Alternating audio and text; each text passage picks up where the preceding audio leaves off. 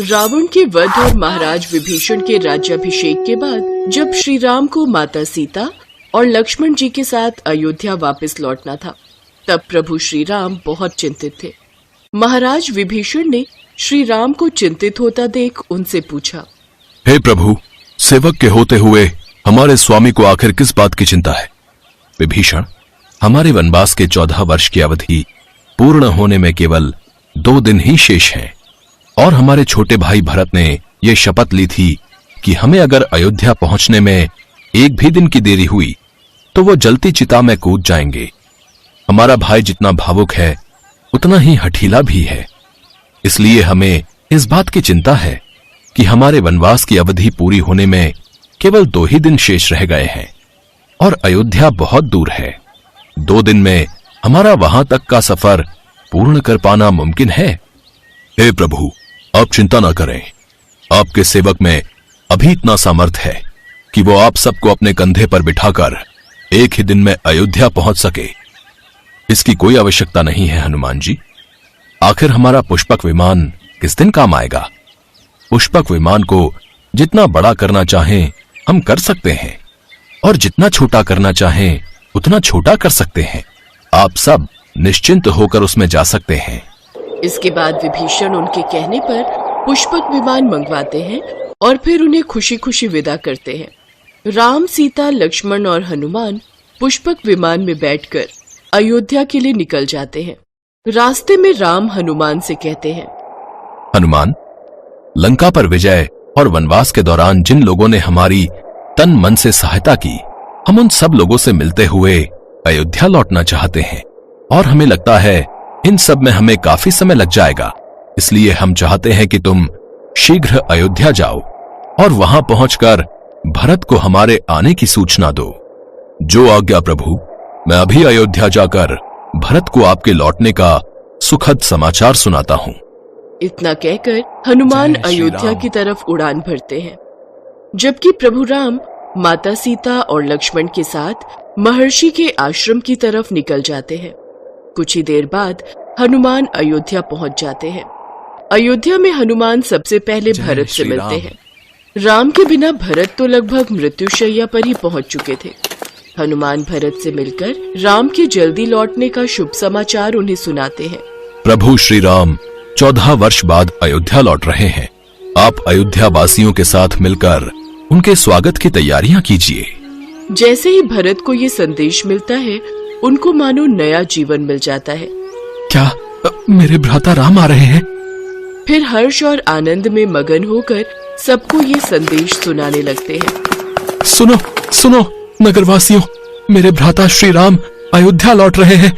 हम सबके राम अब बस आने ही वाले हैं। अरे वाह, ये तो बहुत ही आनंदमय और सुखमय संदेश है। ये सुनने के लिए हम सब कब से प्रतीक्षा कर रहे थे। ये संदेश मिलते ही अयोध्या में उत्सव की तैयारियां होने लगती हैं। अयोध्या में केवल मनुष्य ही नहीं बल्कि प्रकृति भी हर्ष और आनंद में डूब जाती है। सब राम के दर्शन को आतुर हो उठते हैं। माँ, मैं भी प्रभु राम के दर्शन करूंगा। हाँ, जरूर करना बेटा। राम अयोध्या इसी मार्ग से होते हुए जाएंगे। ये ये हमारे राम वापस लौट रहे हैं। और आखिरकार वो दिन भी आ जाता है जब श्री राम अयोध्या लौटते हैं। सारा नगर जय श्री राम जय श्री राम के नारों से गूंज उठता है। श्री राम को देख सब बहुत ही खुश होते हैं। सारा अयोध्या दीप और रोशनी से जगमगा उठता है।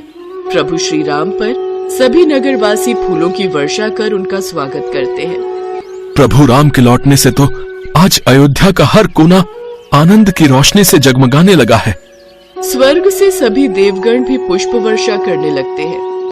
अयोध्या के महल में स्वागत के लिए कौशल्या माँ हाथ में स्वागत की थाली लिए सुमित्रा, भरत, कुलगुरु के साथ खड़ी होती हैं।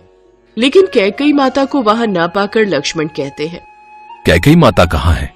मुझे तो विश्वास ही नहीं हो रहा है कि वो हमारे स्वागत के लिए नहीं आई। फिर राम बिना किसी से कुछ कहे सीधा महल के अंदर जाते हैं। वहीं दूसरी तरफ कैकेयी पश्चाताप के कारण अपने कक्ष में बैठकर आंसू बहा रही होती हैं। तब श्री राम और माता सीता उनके पास जाते हैं और उनके पैर छूने की कोशिश करते हैं। चरण वंदन माता, लेकिन कैकई उनसे मुंह मोड़ लेती हैं और आशीर्वाद नहीं देती। क्या आप अपने पुत्र राम से रुष्ट हैं माता? ऐसा कहकर तुम हमें लज्जित न करो राम। फिर आप औरों के साथ हमें आशीर्वाद देने हमारे स्वागत के लिए क्यों नहीं आई माता? अपने कर्मों के अंधकार से घिरी हुई ये कैकई उस राम के समक्ष कैसे आती जिसने अपने कर्मों से सारे संसार को आलोकित किया हुआ है। सच कहूं तो मुझे भय था पुत्र कि तुम मुझे क्षमा करोगे भी या नहीं। माता, कोई भी पुत्र माता को क्षमा करने योग्य नहीं हो सकता। पुत्र के लिए तो माता का आशीर्वाद और उनका स्नेह ही सब कुछ होता है। नहीं नहीं, लेकिन भला मैं तुम्हें किस मुख से आशीर्वाद दूं पुत्र? मेरे कारण तुम्हें और सीता को कितनी परेशानियों का सामना करना पड़ा है। ऐसे ना कहे माता, केवल आपके कारण ही तो मैं वो अमूल्य निधि प्राप्त कर सका हूँ। साधारण मनुष्यों का जीवन जीकर ही तो उनके सुख दुख का वास्तविक अनुभव प्राप्त हो पाता है। और फिर यदि मैं वनवास नहीं जा पाता तो रावण का वध कैसे होता? और माता, आपके कारण ही तो एक नए राम का जन्म हुआ है। राम की कीर्ति को सारे संसार में विस्तारित करने का श्रेय तो मात्र आपको ही है माता। अब तो आशीर्वाद दे दीजिए माता। फिर कैकई अपने आंसू पोंछती हैं और प्रसन्न होकर राम और सीता को आशीर्वाद देती हैं।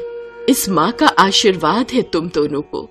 जब भी पुरुष धर्म की बात होगी तो मर्यादा पुरुषोत्तम श्री राम को ही याद किया जाएगा, और जब नारी आचरण की बात होगी तो सब सीता का ही उदाहरण देंगे।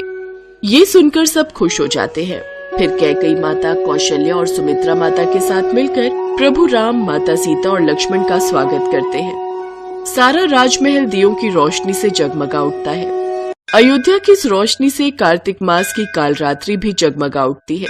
उस दिन भगवान राम के अयोध्या आगमन पर उत्तर से दक्षिण और पूर्व से पश्चिम तक जो उत्सव मनाया गया, वही समस्त भारत में दीपावली के त्योहार के रूप में मनाया जाने लगा, और वो आज भी पूरी श्रद्धा और प्रसन्नता के साथ मनाया जाता है।